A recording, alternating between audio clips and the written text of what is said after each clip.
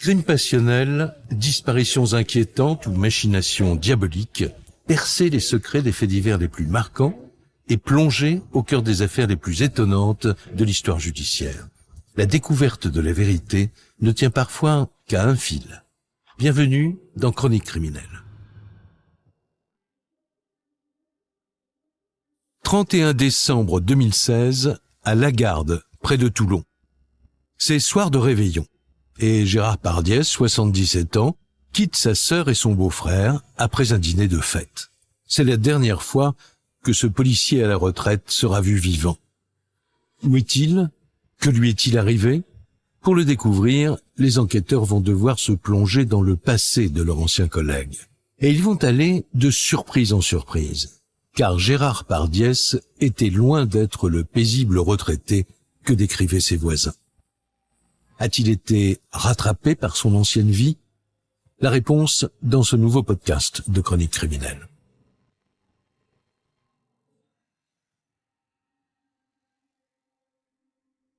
Nous sommes le soir du 31 décembre 2016. Il est 21h à Lagarde, près de Toulon. Au pied d'un petit immeuble dans un quartier tranquille, un couple raccompagne l'homme qui vient de passer le réveillon en sa compagnie. Les trois convives se souhaitent la bonne année et le couple rentre chez lui. Resté seul, le solide gaillard enfourche son vélo et s'enfonce dans la nuit.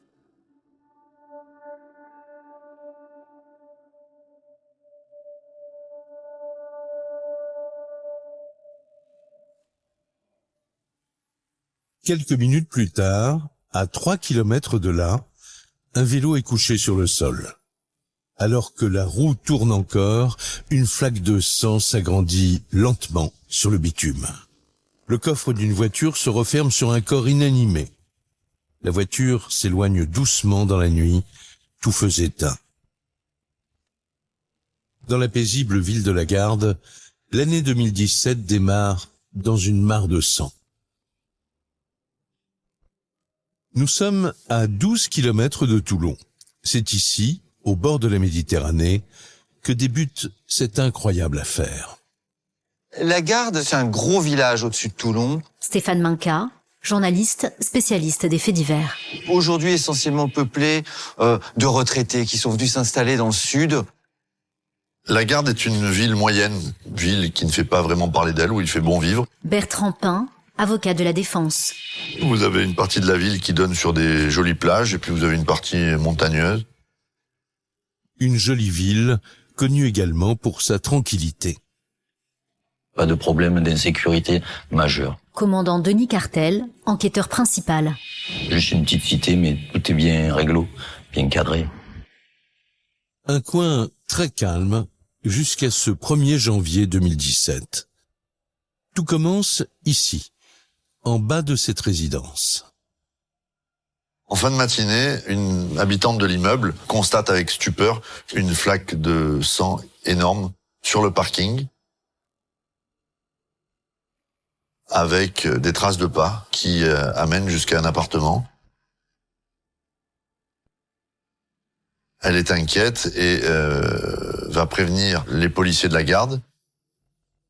Quand ils prennent connaissance de l'adresse, les policiers sont sous le choc. L'un de leurs collègues, le brigadier Koch, habite cette résidence. Immédiatement, ils se rendent sur place et découvrent des traces de pas ensanglantées qui mènent tout droit à l'appartement de leur collègue. Ma voisine, en fait, s'inquiète pour moi, en fait. Elle a peur qu'il me soit arrivé quelque chose. Brigadier Jean Koch, voisin de Gérard Pardiès. Les collègues interviennent sur les lieux, ils viennent prendre contact avec moi à mon domicile, ils tapent à ma porte. Je leur ouvre et donc je les rassure sur le fait que rien ne m'est arrivé, en fait. Le brigadier Koch se réveille de sa nuit car il a quitté son service à 5 heures du matin. Lorsque ses collègues lui expliquent ce qu'ils font là, il tombe des nues. Ils m'expliquent la raison de leur venue et je leur dis que personnellement, j'ai rien constaté le matin en rentrant. Intrigué, le brigadier décide d'accompagner ses collègues pour voir de ses propres yeux cette mystérieuse flaque de sang. Le policier Koch descend en bas de l'immeuble et s'aperçoit que le matin du 1er, quand il rentre, il a terminé son service. Bernard Marchal, procureur de la République de Toulon. Il pensait que c'était une flaque d'eau. Et en fait, il s'est aperçu a posteriori qu'il avait marché dans le sang et que ça conduisait à son appartement. À la lumière du jour, Koch ne peut que constater que les traces de pas ensanglantées qui traversent la résidence sont bien les siennes. La tâche est assez importante et il y a un saignement important. Cette mare représente une tache de 90 cm sur 30 cm. Évidemment, une hémorragie massive. En observant la scène de plus près, les policiers se rendent compte qu'un événement très violent a dû se dérouler dans la résidence. Il y a des éclaboussures de sang avec ce qui semble être des os ou des dents ou quelque chose comme ça qui a été projeté comme assez loin de la flaque. Alors, les enquêteurs échafaudent toutes les hypothèses. Ça peut être un animal, c'est la saison de la chasse, on ne sait jamais. Il y a une voisine qui dit qu'elle pensait que c'était une tache de vin. Mais il ne faut pas exclure la possibilité d'une agression potentiellement très grave. Les policiers font le tour du bâtiment à la recherche d'un éventuel témoin. On va contacter un petit peu les voisins, voir si effectivement quelqu'un a pu entendre quelque chose. Malheureusement, cette nuit-là, beaucoup de gens étaient partis à l'extérieur pour réveillonner. Donc il y avait très très peu de personnes dans l'immeuble. Personne n'a rien vu ni rien entendu d'inquiétant cette nuit-là. Les policiers décident donc de regagner le commissariat pour signaler l'incident. On a fixé par photographie Philippe Vénère, ancien commissaire divisionnaire. la flaque de sang sous différents angles, on l'a marqué. À ce moment précis, on n'a pas matière à déclencher vraiment des recherches. L'affaire aurait pu en rester là. Sauf que cette flaque de sang n'est que le premier élément d'une incroyable histoire de disparition qui va secouer le village de la Garde tout entier. Et le brigadier Jean Koch ne le sait pas encore, mais c'est lui qui va lancer toute cette affaire un peu par hasard. Quelques heures après l'incident, il part pour le commissariat prendre son service.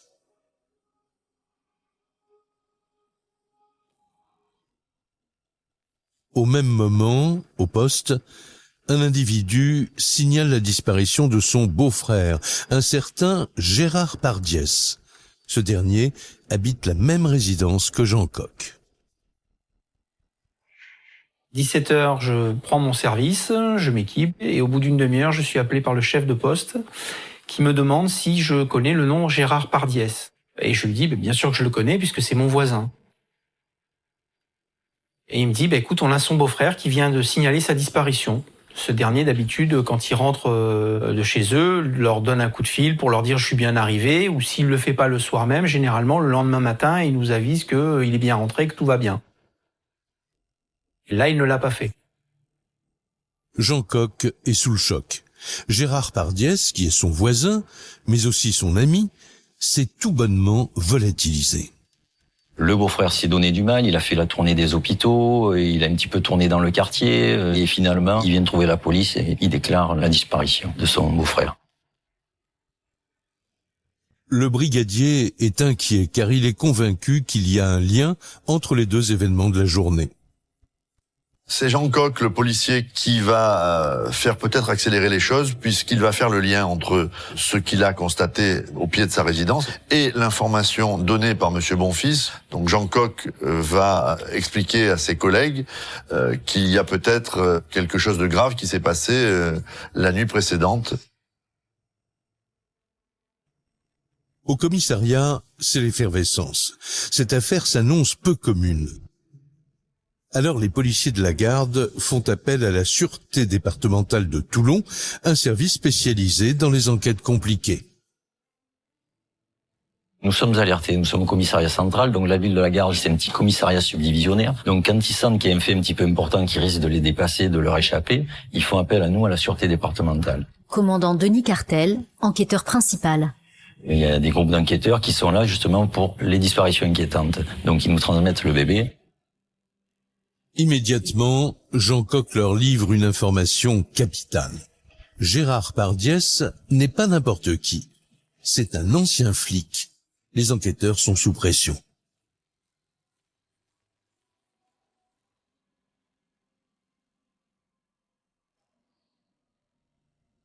Alors c'est là où l'histoire devient belle, parce que Gérard Pardiès a été policier. Dans les années 70, il était gardien de la paix à la préfecture de police à Paris. Un flic en activité ou en retraite qui disparaît, c'est une affaire toujours prise au sérieux. D'autant que Gérard Pardiès était un policier qui aimait l'action, un ancien militaire qui n'avait pas froid aux yeux. Aurait-il pu se trouver au mauvais endroit, au mauvais moment ?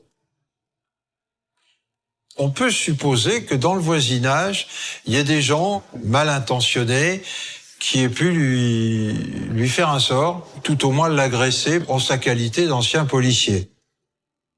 Cette disparition sanglante serait-elle liée à son passé de policier ? Les enquêteurs sont loin d'imaginer qu'ils sont face à l'une des affaires les plus mystérieuses de la Côte d'Azur.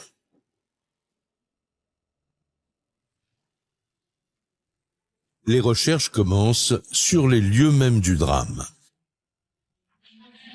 La police technique et scientifique fait des prélèvements dans la mare de sang, Bernard Marchal, procureur de la République de Toulon. sur les traces de sang qui sont découvertes dans l'immeuble. La première chose que font les enquêteurs, c'est de vérifier s'il s'agit bien de sang humain. Immédiatement, on fait le test et ça match, c'est du sang humain. Mais à qui appartient ce sang ? Pour le savoir, ils envoient les prélèvements pour analyse dans leur laboratoire. En attendant, ils veulent en savoir plus sur l'ancien policier. Oui, il nous faut faire un inventaire des lieux. Donc la première chose qui vient à l'esprit, c'est qu'il faut aller au domicile de Gérard Pardiès.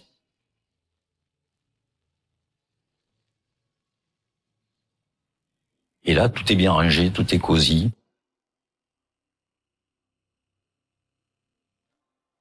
Tout est propre, il n'y a pas de tasse de café qui traîne, le lit n'est pas défait. Il n'y a pas eu d'effraction, il n'y a pas des traces de lutte. Bertrand Pin, avocat de la défense. Rien ne semble avoir été dérobé. Manifestement, il n'a pas eu le temps de regagner son domicile, il n'y est jamais rentré.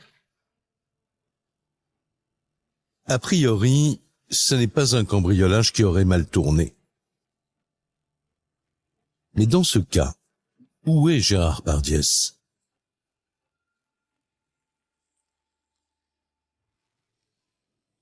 L'hypothèse d'une disparition volontaire est peu probable. Et les enquêteurs sont convaincus qu'ils ont affaire à quelque chose de très grave. Le sang, les lambeaux de chair humaine laissent à penser qu'il y a eu quand même un phénomène grave qui s'est produit. On aurait pu penser que rentrant à vélo le soir du jour de l'an, il y ait eu une altercation avec un automobiliste. C'est pas le cas. C'est pas juste une percussion par une voiture, je tombe au sol. Non. Qu'est-il arrivé à Gérard Pardiès ? Et pourquoi s'est-il volatilisé ? Pour résoudre cette énigme, les enquêteurs veulent connaître les derniers déplacements de l'ancien policier juste avant sa disparition. Où se trouvait-il dans la journée du 31 ? Pour le savoir, les policiers disposent d'un élément concret, la téléphonie.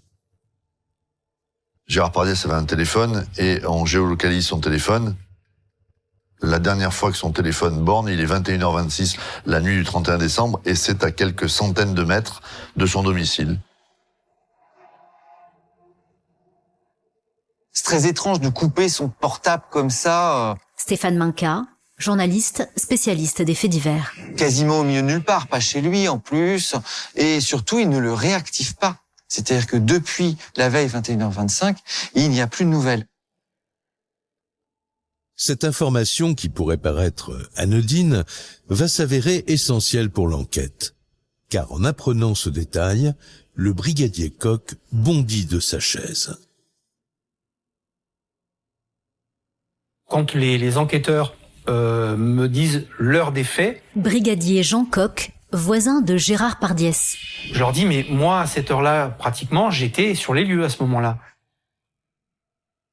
Le brigadier Koch passe donc instantanément du statut de simple voisin à celui de témoin numéro 1. En décidant de l'entendre plus précisément, les policiers vont faire un bond en avant dans l'enquête, car son témoignage va tout changer. Le soir des faits, avant d'aller travailler, j'avais décidé d'aller passer un instant avec mon père et ma sœur. Et en arrivant chez mon père, je me rends compte que j'ai oublié mon bracelet-montre. Il va falloir que je reparte vite à la maison, récupérer mon bracelet-montre avant d'aller travailler. Et au moment où j'arrive dans ma résidence, en fait, je constate qu'un véhicule est stationné sur ma place. Sur le moment, je pense que c'est une Renault, une Peugeot, je peux pas le dire exactement. Il y a des détails qui m'ont marqué, notamment l'aspect du conducteur. Je vois une personne de grande taille, assez costaud, barbu. Je ne vois pas la plaque d'immatriculation. La seule chose que j'ai vue, c'est ce fameux véhicule qui quitte les lieux précipitamment. Et apparemment, phare éteint. Le mystère s'épaissit. Qui est le conducteur de cette Peugeot 405 ? Pourrait-il s'agir de l'agresseur de Gérard Pardiès ? C'est peut-être la personne ou qui surveillait, ou qui a fait une connerie, ou qui attendait, ou qui allait faire quelque chose. Les enquêteurs sentent qu'ils sont sur la bonne piste. Mais sans l'immatriculation de la voiture, la recherche est difficile. 24 heures après la disparition de Gérard Pardiès, la nouvelle a fait le tour du village de la Garde.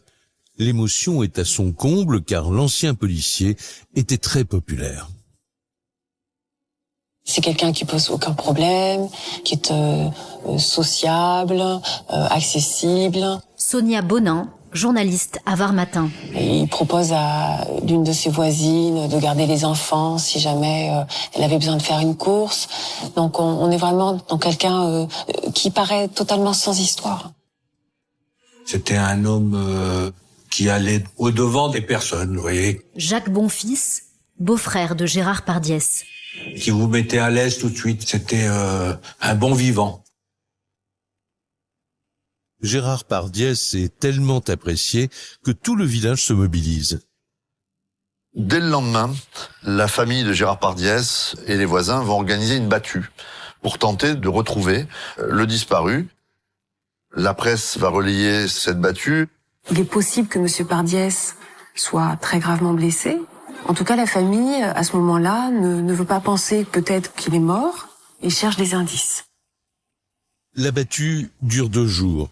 Les villageois ne ménagent pas leur peine. Il y a énormément de monde. On a des gens qui sont très touchés par cette disparition, qui veulent apporter absolument leur concours. On va avoir des randonneurs qui vont être là, qui vont dire écoutez, nous on a l'habitude de crapahuter, on va vous filer un coup de main. Et les gens sont côte à côte et on avance en rang comme ça. Il y a un certain nombre de personnes qui vont arpenter certains massifs forestiers. Il y a même des zones marécageuses plus loin, dans la plaine. Des endroits où Gérard Pardiès aurait pu aller se balader, faire une mauvaise chute, ou alors des endroits où on pourrait dissimuler un corps. Chacun met du sien pour essayer d'apporter des éléments probants. Commandant Denis Cartel, enquêteur principal. Mais d'éléments probants, il n'y en aura pas. Malgré les efforts de tous, aucune trace de Gérard. Pas le moindre indice. Mais au même moment, au commissariat de la Garde, un témoignage vient relancer toute l'affaire. On a un témoin qui vient pour dire « Oh là là, mais il y a un de nos voisins qui a une voiture, qui porte des traces de choc. » Philippe Vénère, ancien commissaire divisionnaire. Il y a beaucoup de sang dessus. Gérard Pardiès aurait-il pu être heurté par le véhicule ? Les pneus sont pleins de sang, le pare-choc comporte du sang. Les enquêteurs semblent enfin tenir une première piste concrète. Donc on va aussitôt identifier le véhicule. L'immatriculation de la voiture parle immédiatement. Son propriétaire est identifié, une équipe fonce chez lui. La voiture est garée en réalité devant le domicile de sa propriétaire. La propriétaire, qui elle-même va dire très calmement, hier soir, en rentrant chez moi, j'ai heurté un sanglier et ce sont les traces que vous avez sur la voiture. Les policiers sont sceptiques. Un accident de sanglier, c'est plutôt rare dans la région. Le seul moyen d'en avoir le cœur net, faire analyser le sang. Prélèvement de sang, analyse. C'est du sang animal, c'était bien un sanglier. Donc, exit ce témoin et cette piste qui s'ouvrait miraculeusement pour les policiers. En fait, on retourne à la case départ. Encore une fois, c'est l'impasse. Et les policiers disposent de peu d'éléments concrets. Aucun témoin direct, pas de victime, une description de voiture, mais pas d'immatriculation. Pour trouver de nouvelles pistes, les enquêteurs s'intéressent alors à la personnalité du disparu. Et en creusant un peu, ils vont aller de surprise en surprise. Ils comprennent rapidement que Gérard Pardiès est un personnage énigmatique, à la fois très populaire et en même temps sans véritable ami. Gérard est un voisin très agréable, assez souriant, assez sympa, mais très solitaire. Il est chez lui, il fait pas de bruit.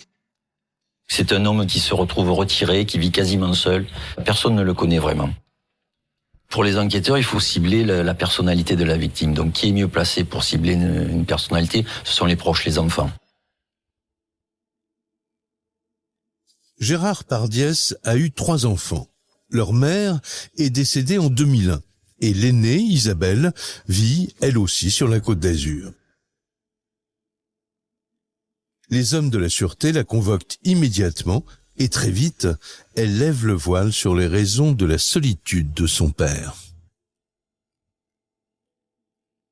Son père, c'était un homme d'une rigueur extrême, violent.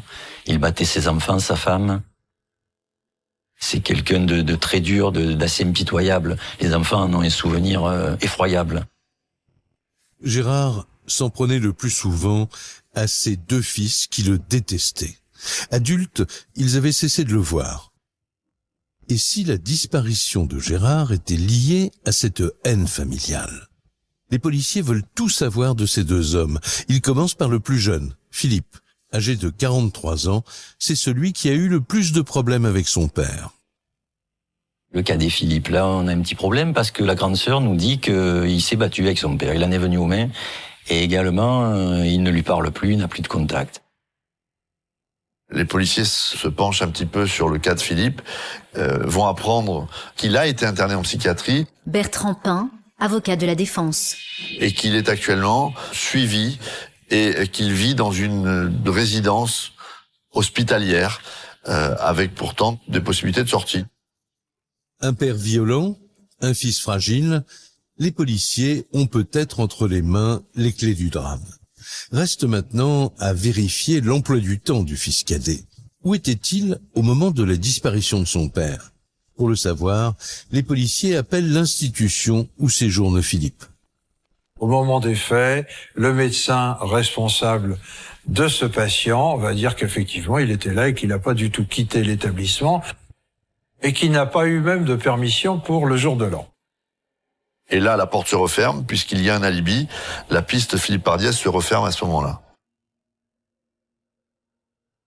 Reste l'autre fils de Gérard, Frédéric. Lui aussi détestait son père, mais à l'annonce de sa disparition, il semble touché par la mobilisation de tout le village. Frédéric Pardiès est auditionné. Il a participé à la battue. Il explique qu'il ne voit plus son père depuis un certain nombre d'années. Il est agent forestier. Aujourd'hui, il ne travaille plus. Sonia Bonan, journaliste à Var Matin. Il vit à Bormes-les-Mimosas dans un foyer. Frédéric a des gros problèmes relationnels avec son père. Ça fait 20 ans qu'ils ne se sont pas vus, qu'ils ne se sont pas parlé, que son père l'a rayé de sa mémoire, qu'il ne veut plus en entendre parler. On l'interroge bien évidemment sur ce qu'il a pu faire le 31 décembre. Il explique qu'il était à son domicile, qu'il n'a pas bougé de chez lui, qu'il a réveillonné tout seul. L'audition des 3 enfants de Gérard Pardiès est terminée. Et a priori, aucun d'entre eux ne semble suspect. D'autant plus que, face au seul élément concret détenu par la police, la réponse est toujours la même.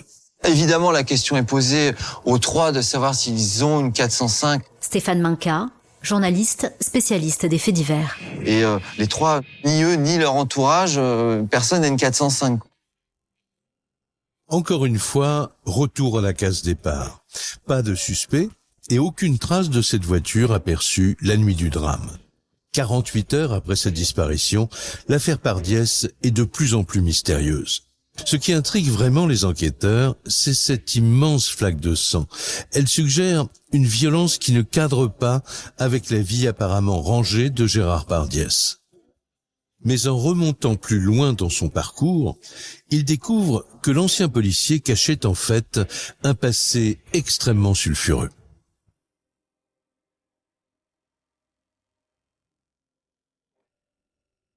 Une fois encore, c'est le brigadier Koch qui va être à l'origine de ce coup de théâtre. Il explique aux enquêteurs qu'il a toujours été très étonné par le fait que Gérard Pardiès quitte la police bien avant sa retraite. Il a été policier à une époque. Il me dit qu'il a quitté la police. Il m'explique pas vraiment pour quelle raison. Il me donne pas de raison particulière pour avoir quitté la profession. Mais je comprends qu'il y a quelque chose de sérieux qui s'est passé. Il en parle, mais il n'a pas envie de s'étaler sur le sujet. Un mystère de plus. Alors les enquêteurs se penchent sur la carrière de l'ancien flic disparu. On est toujours là pour le moment dans l'impasse. On a plusieurs pistes. Philippe Vénère, ancien commissaire divisionnaire. Autant dire pas du tout. Et on va vouloir explorer un petit peu, ancien policier, c'était qui, qu'est-ce qu'il a fait. Et patatras, la découverte à laquelle personne ne s'attend. C'est en fouillant les archives policières que les enquêteurs mettent au jour un Gérard Pardiès qu'ils n'auraient jamais imaginé. C'est un personnage assez incroyable qui se livre à eux. Gérard Pardiès a été condamné bien longtemps auparavant, en 1975. Il a été condamné à de la réclusion criminelle à la suite d'une série de hold-up à la tête d'une bande qu'il dirigeait. Gérard Pardiès, flic et voyou, brigadier le jour, braqueur la nuit. Sa disparition aurait-elle un lien avec son ancienne activité de gangster? Les enquêteurs sont sous le choc. La particularité de cette bande, c'est qu'elle était composée de gardiens de la paix et des deux frères de Pardiès. Et le gang Pardiès est très gourmand. Dès le départ, ils enchaînent les attaques. Et c'est assez facile finalement parce que nous sommes en 71, il n'y a pas de sas, il n'y a pas de caméra, et les caisses des banques, elles ont beaucoup d'argent. Des banques plus faciles à braquer qu'aujourd'hui, surtout pour des flics armés et très au courant des méthodes des gangsters. Le processus était toujours le même. L'un des membres de la bande rentrait, demandait un formulaire pour ouvrir un compte épargne. Ensuite, le deuxième passe au comptoir, il va demander un formulaire au guichetier, tout simplement pour l'écarter de l'endroit où il peut actionner la pédale d'alarme.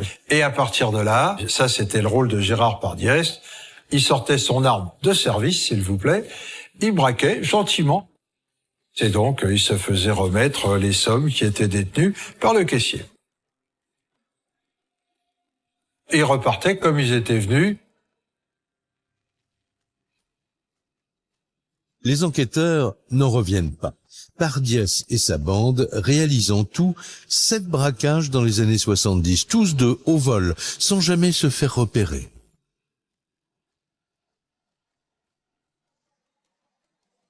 Un casse va être perpétré le samedi à Nice ou à Marseille. Gérard, il prend son Air France Nice-Paris le dimanche après-midi et il rentre à la caserne avec maman et les enfants. Et le lundi, il remet le képi et hop, à la circulation. Cette histoire dure 2 ans. 2 ans. Durant ces 2 ans, Pardiès et sa bande raflent en tout plus d'1 300 000 francs, un magot qui va les mener à leur perte. C'est son frère qui va être son talon d'Achille finalement. Parce que son frère, avec qui il fait les castes dans le sud de la France, va finir par mener grand train. Il va se mettre à acheter des bagnoles, à flamber, etc.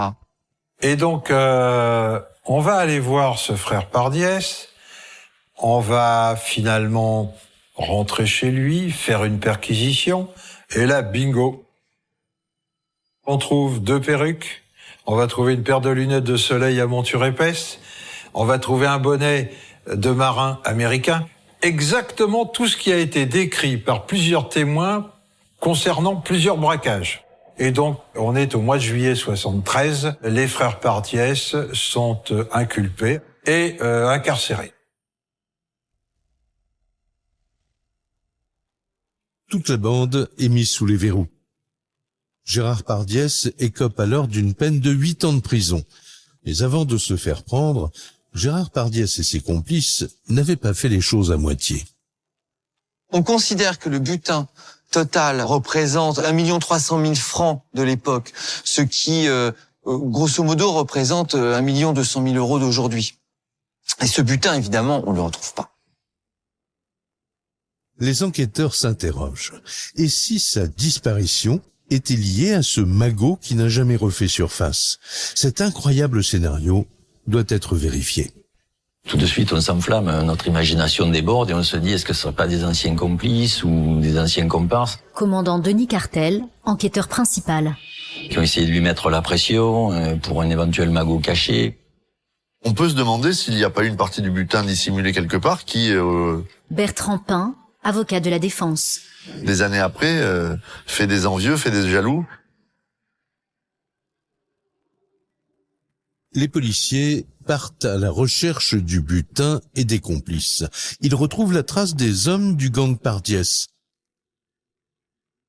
Mais très vite, l'enthousiasme retombe. On déchante parce que manifestement, l'affaire est ancienne, il y a plus de 40 ans, la plupart sont morts. Encore un échec. Mais la déception sera de courte durée, car un nouvel élément va surgir.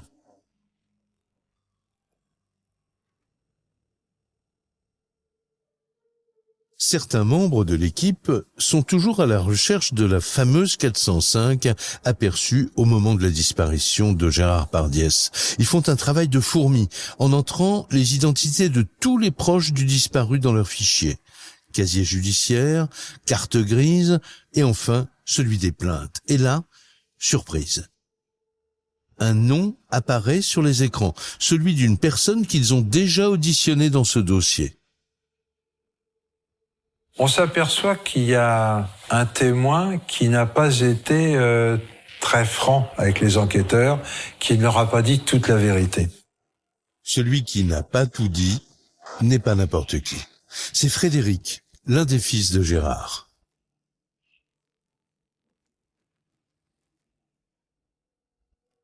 La police va se rendre compte que quelques mois plus tôt, Frédéric, le fils, Stéphane Minca, journaliste spécialiste des faits divers. porte plainte pour un vol. On lui a volé un ordinateur. Et il signale que cet ordinateur lui a été volé alors qu'il l'avait laissé dans la Peugeot 405 d'un de ses amis. D'après ses déclarations de l'époque, c'est une voiture qu'il utilisait très régulièrement. Et là, on retrouve une Peugeot 405, celle que Koch avait décrite. Donc c'est là que les policiers avaient acquis la certitude Bernard Marchal, procureur de la République de Toulon. qu'ils conduisaient une voiture et que cette voiture pouvait correspondre au signalement de la voiture vue par Koch le soir du crime. Contrairement à ce qu'il avait affirmé, Frédéric, le deuxième fils de Gérard, utilisait bien une Peugeot 405 grise. Alors pourquoi a-t-il menti? Ce mensonge a-t-il un lien avec la disparition de son père? L'enquête avance enfin. Les policiers se rendent immédiatement au domicile de Frédéric Pardiès à Bormes-les-Mimosas pour le questionner. Mais dès leur arrivée sur place, une surprise les attend. L'oiseau a quitté le nid. Lorsqu'ils arrivent sur place et qu'ils commencent à interroger certains témoins, ils apprennent dans un premier temps que Frédéric Pardiès est venu la veille dire au revoir à tous les habitants de ce foyer en expliquant qu'il allait partir à l'étranger, qu'il en avait marre, et il avait rendu les clés de son studio la veille au soir. Ce départ précipité, sans raison apparente, confirme les soupçons des policiers. Et pourquoi, du jour au lendemain, il décide subitement de rendre les clés de son studio et de partir. Les enquêteurs perquisitionnent alors le studio de Frédéric Pardiès. Et là, surprise.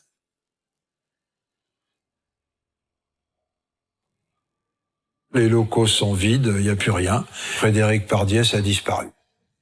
Les hommes de la sûreté sont désormais certains d'être sur la bonne piste. Mais l'homme, s'il est rattrapé, pourrait être violent. Alors qu'ils sont en bas de l'immeuble en train d'échafauder un plan, un individu en scooter s'arrête près d'eux. Les policiers n'en croient pas leurs yeux. Et il se trouve que Frédéric Pardiès vient dire au revoir à ses amis Philippe Vénère, ancien commissaire divisionnaire. juste quand les policiers sont là. Et donc il est aussitôt appréhendé. Et là, les policiers vont lui dire « Vous nous avez pas dit toute la vérité. Vous nous avez dit ne pas posséder de 405, mais il semblerait que vous utilisiez une 405. » Et il dit, ah bon, je ne veux pas parler parce que c'est pas la mienne. J'utilise très peu. Puisque c'est en fait un de mes amis. Il me la laisse. Mais vous savez, moi, j'utilise pas. Moi, je roule en scooter tout le temps. Les enquêteurs demandent à Frédéric où se trouve cette fameuse 405. Et sans opposer la moindre résistance, le suspect les accompagne jusqu'à une voiture garée à quelques dizaines de mètres. Il va tenter de noyer le poisson une première fois en les emmenant vers une épave. Et là, évidemment, il dit non, on te parle d'une voiture roulante. Les policiers savent que ça n'est pas la voiture qu'ils recherchent. Mais ils sentent qu'ils sont près du but. Alors, ils changent de ton avec Frédéric. Et la mémoire lui revient soudain. Il dit, mais j'en ai une autre. Il a quasiment une doublette de cette voiture qui est sur un parking, qui est flambante et qui marche, et dont il se sert. Par magie, cette voiture qui a une trentaine d'années, elle est flambante neuve. La carrosserie est impeccable, les chromes sont polis, les roues sont nickel, l'intérieur, il sent bon la javel quand même. C'était un nettoyage en profondeur. Donc on a un petit doute. Frédéric aurait-il nettoyé sa voiture de fond en comble pour faire disparaître des indices? Et là, encore une fois, il se démonte pas, Frédéric. Il dit, c'est normal, je m'en vais. J'ai de temps en temps utilisé la voiture de mon pote. C'est plutôt gentil de ma part de lui rendre le plus propre possible. Évidemment, les policiers ne se contentent pas de ces explications. Les collègues de l'identité judiciaire sautent quand même sur l'occasion, le Boostar ou le Luminol. Il y a des prélèvements qui sont faits, une trentaine de prélèvements à l'intérieur du véhicule.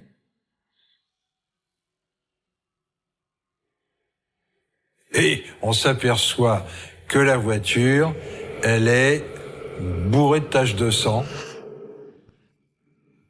S'agit-il du sang de Gérard Pardiès? En attendant les analyses, Frédéric est interpellé. Nous sommes le 6 janvier, Frédéric Pardiès est alors placé en garde à vue. Et pendant ce placement en garde à vue, les expertises s'enchaînent concernant le véhicule. Bertrand Pin, avocat de la défense. Des comparaisons entre l'ADN de Gérard Pardiès, le sang qui a pu être retrouvé au sol et éventuellement des traces qui pourraient être découvertes dans le véhicule. Mais Frédéric, lui, clame son innocence. Il va, pendant plusieurs heures, maintenir sa version des faits. Il va maintenir qu'il n'a rien à voir, qu'il se déplace en scooter et qu'il ne voit pas pourquoi il y a le sang. Il ne s'explique pas, il répond à côté, il reste très évasif. Commandant Denis Cartel, enquêteur principal. Il dit que le soir des faits où son père a disparu se trouvait à Marseille. Cette première journée de garde à vue est très frustrante pour les enquêteurs, car le suspect ne livre rien. On se pose des questions, on se dit, mais est-ce qu'il est sain d'esprit? Est-ce qu'il se fout de nous? Est-ce qu'il nous mène en bateau? Est-ce qu'il a prévu un scénario? Il n'est pas crédible, on sent qu'il improvise sur le moment. Mais tandis que Frédéric se mure dans le silence, les hommes de la police scientifique ne perdent pas leur temps. Et les prélèvements commencent à parler. L'ADN qui avait été récolté, il ne faut que quelques heures pour s'apercevoir que ça match. Le sang qu'on arrive à identifier, c'est bien celui de Gérard Pardiès. Ce qui prouve que le corps de monsieur Pardiès a été transporté dans la 405. Frédéric, qui nie tout en bloc depuis 24 heures, est acculé. Lorsque les policiers lui annoncent le résultat des analyses, le suspect change de version. Et là, au bout d'un moment, il a un petit flou dans sa tête, il jette la tête en arrière, et il y a quelque chose qui se passe. Il dit, bon, écoutez, je vais vous parler. Mais je veux que vous soyez tous là autour de moi, tous les enquêteurs. Il demande à ce qu'il y ait un petit auditoire. Il se met en scène, il se met en situation. Il a son petit moment de gloire. On le ressent comme ça. Et là, il passe des aveux ininterrompus. Bernard Marchal, procureur de la République de Toulon. Les policiers le laissent parler pendant une petite heure. C'est parfois inaudible parce que pendant qu'il parle, il pleure beaucoup. On a un mélange d'amour et de haine, hein, c'est ce qui va ressortir de ses déclarations. Et là, il nous dit, bon, ben, c'est moi. J'ai tué mon père. Donc, grand silence. C'est la stupeur. Les enquêteurs retiennent leur souffle. Ils vont enfin savoir ce qui s'est passé cette nuit-là. Il va dans un premier temps raconter qu'il s'agissait d'une bagarre entre lui et son père et qui a mal tourné. Stéphane Minca, journaliste spécialiste des faits divers. Pour l'étayer, il va raconter l'état de ses relations avec son père. Devant les policiers, ce solide gaillard de 47 ans fond en larmes. Il explique qu'au moment des fêtes, il recherchait juste un peu d'affection de la part de son père. Il était même déjà venu le voir le soir de Noël, une semaine avant le drame. Le 24 décembre, il se rend chez son père pour essayer de renouer des liens. Et Frédéric Pardiès va malheureusement recevoir une fin de non-recevoir de son père qui lui dit « Dégage », ce sont ses mots « Dégage, je ne veux pas te voir ». C'est terrible pour Frédéric, qui explique avoir attendu ces retrouvailles depuis des années. Quelques jours après cette première déception, il veut croire encore que lui et son père peuvent se retrouver. Alors il va tenter sa chance le soir du réveillon. Il y retourne le 31 décembre. Il se dit ça peut pas s'arrêter comme ça. Je veux pouvoir parler à mon père, je veux qu'il m'écoute, je veux qu'il puisse entendre ce que j'ai à lui dire. Mais la discussion va virer au drame. Et il nous donne des éléments, effectivement. Le soir du jour de l'an, j'attendais mon père. Et j'étais en voiture, je me suis rendu à son domicile. Il attend sur le parking, au volant de sa 405. Et là, Gérard Pardiès arrive à vélo. Il l'apostrophe, il l'appelle, il l'interpelle. Le père ne réagit pas et celui-ci descend de son vélo. Frédéric Pardiès dit « Maintenant, il faut qu'on parle ». Son père l'envoie bouler. Ça monte de part et d'autre, et Frédéric Pardiès essaie d'attraper son père, et son père le pousse. Frédéric Pardiès va expliquer aux enquêteurs que c'est le geste de trop, et que ce geste-là, brutal de la part du père, déclenche en lui une fureur extrême, et qu'il va commencer à porter des coups à son père. Et il dit j'enchaînais.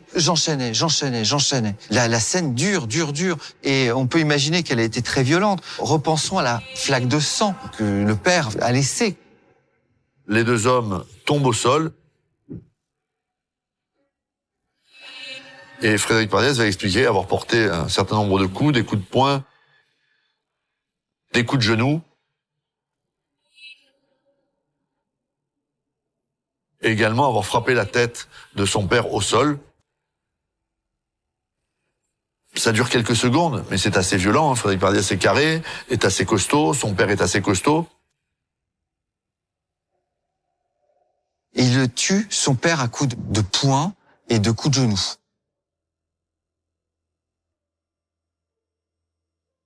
Dans cette version, Frédéric plaide le coup de folie sans aucune préméditation. Mais pour savoir s'il dit vrai, encore faudrait-il pouvoir examiner le corps. Et quand les policiers lui posent la question, il refuse, et il dit bien « je refuse », de dire où j'ai fait disparaître le corps. Il endosse la responsabilité du crime, mais il ne nous donne pas d'indication pour retrouver le corps. Il a des expressions un petit peu curieuses. Je l'ai renvoyé au néant, ou quelque chose comme ça. Sous-entendu, quel que soit le lieu où se trouve le corps, peu importe. Il a disparu et j'en suis le responsable. Pourquoi il veut pas dire toute la vérité? La question nous interpelle. Pourquoi il veut pas nous donner le corps, rendre le corps à sa famille? ce refus d'indiquer où se trouve le corps de son père est plus que suspect aux yeux des policiers. Donner le corps, c'est donner des informations sur les circonstances de la mort. On n'a pas retrouvé le corps. Philippe Vénère, ancien commissaire divisionnaire. Pas de corps, pas d'autopsie et partant pas de constatation médico-légale. Impossible de vérifier si Frédéric dit la vérité ou non. Mais une chose est sûre, l'étendue de la flaque de sang retrouvée devant le domicile est peu compatible avec une simple bagarre à coups de poing. La question demeure de savoir si il a été fait usage d'une arme, par exemple d'une hache ou d'un instrument de ce genre. Et ça expliquerait l'importance de l'hémorragie. Vu les épanchements sanguins, on pourrait tout aussi bien penser qu'il avait un objet contondant dans les mains, une trique, une matraque, une barre de fer, ce qu'on veut, et que le caractère spontané de l'agression l'est beaucoup moins. Et pour poursuivre le raisonnement, si on vient à un rendez-vous renouer le contact avec un père avec une arme, Bernard Marchal, procureur de la République de Toulon. Et le véhicule d'une tierce personne, ça ressemble beaucoup à de la préméditation. Frédéric est placé en détention. Mais une fois encore, l'affaire va connaître un rebondissement.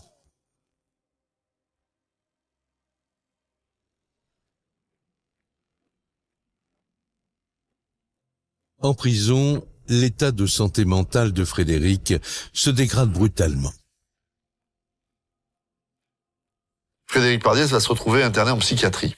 Des surveillants le retrouvent prostré dans sa cellule. Bertrand Pin, avocat de la défense. Et cet état extrêmement inquiétant va nécessiter une hospitalisation d'office.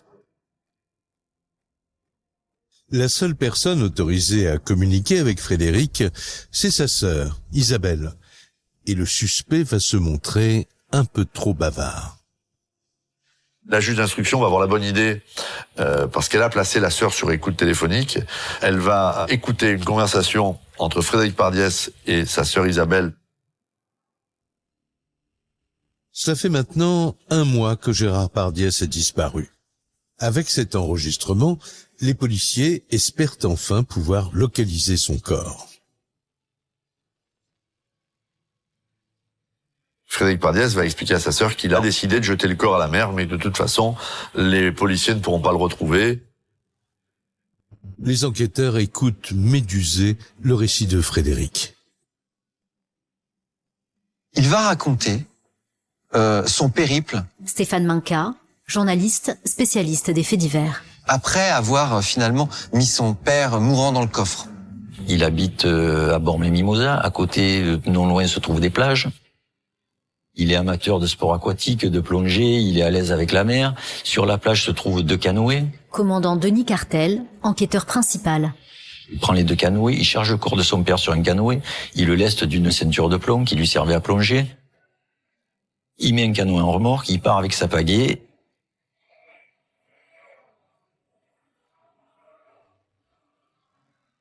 Et arrivé au milieu de la rade, et il s'aborde le canoë sur l'intérieur duquel se trouve son père et le fait couler par le fond. J'ai rendu papa à la Méditerranée. Une explication un peu trop simple. Frédéric ment-il pour que le corps ne soit jamais retrouvé? Les policiers en sont persuadés. Alors ils s'efforcent de vérifier ce scénario. La juge d'instruction ordonne une reconstitution. La juge d'instruction procédera à certaines vérifications et fera 3 tests sur 3 kayaks. Un est insubmersible et 2 ne peuvent pas couler complètement, mais peuvent être entre 2 eaux. La reconstitution démontrera qu'il y a des choses pas très logiques dans sa manière de présenter les choses, sur le lieu où ça s'est passé, sur le lieu où il a laissé le canoë. Mais ça reste possible. Les policiers ne sont donc pas du tout convaincus par cette version des faits. Il y a trop d'incohérences. La fin de son père, on n'y croit pas du tout, pas une seconde. Les canoës, le canoë remorqué, la gueuse de plomb, le canoë coulé au milieu de la plage, non, et ça tient pas la route. L'instruction close, Frédéric est renvoyé aux assises. Faute d'éléments tangibles, il est jugé pour meurtre sans préméditation. La défense, de son côté, plaide le coup de folie.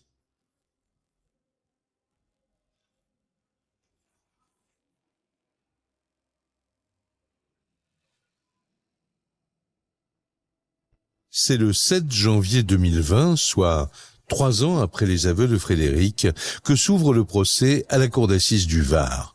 L'atmosphère y est très particulière.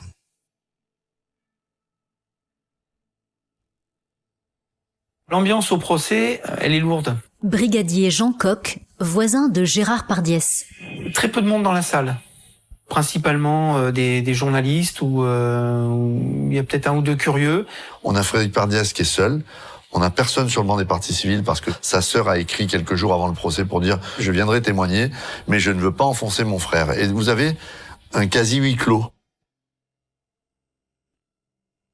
La stratégie de la défense est claire. Transformer la victime en accusée. Pendant 2 jours, les jurés vont écouter le récit de l'enfance de Frédéric et le portrait de Gérard Pardiès. Non seulement celui d'un ancien gangster, mais aussi celui d'un homme violent avec sa famille. Vous avez dans le box quelqu'un qui va être décrit tout au long de ce procès comme quelqu'un d'assez sympa. Bertrand Pin, avocat de la défense. Qui a tué quelqu'un qui, lui, était un policier, mais policier qu'on avait pour braquage. Donc on a l'impression que dans le box, il y a le méchant, mais qui est un gentil, et celui qui est décédé, c'est un gentil, mais qui était en réalité un méchant. La cour écoute très attentivement cette plaidoirie et semble touchée par la détresse de Frédéric. Mais l'absence de corps laisse planer un doute sur la préméditation, car il est impossible de savoir exactement comment Gérard a été tué. Ce doute profitera-t-il à l'accusé ?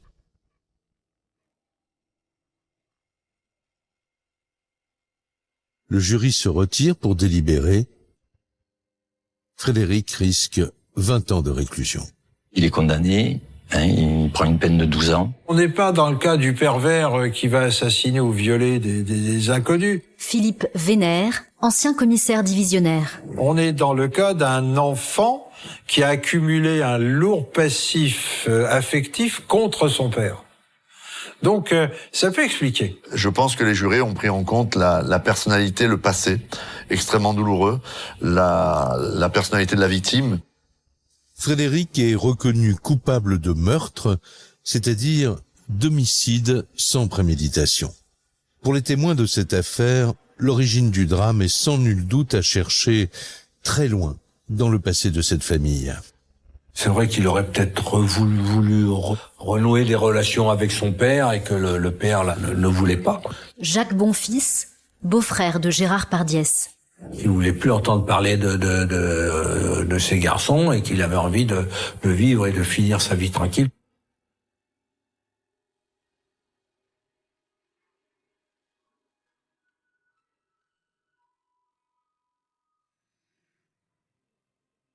Vous venez d'écouter Chronique criminelle. Si l'épisode vous a plu, n'hésitez pas à mettre des étoiles, à commenter ou à vous abonner sur votre plateforme d'écoute préférée. Et retrouvez dès la semaine prochaine un nouvel épisode de Chronique criminelle.